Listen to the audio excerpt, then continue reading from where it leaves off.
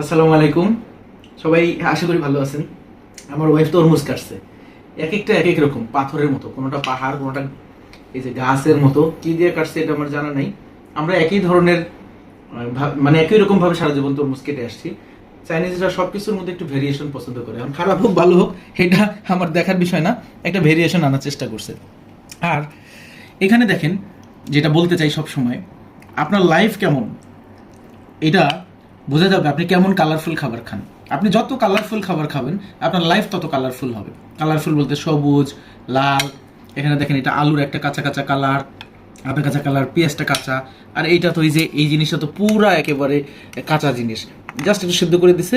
খাওয়ার পরে এই পানিটা খাইলে সমস্ত কিছু পরিষ্কার করে পাকস্থলিতে নিয়ে যাবে। তারপর এটা ভুনা মাংসের কালার, এটা মাংস না অন্য কিছু, এই যে মাশরুম, কিন্তু কালারটা দেখেন একেবারে ভুনা মাংসের কালার। আর এরপরে তরমুজ একেবারে কাঁচা।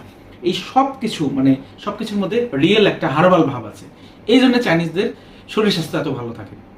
আপনারাও এরকম প্র্যাকটিস করবেন এবং লাইফটাকে কালারফুল করবেন। ধন্যবাদ।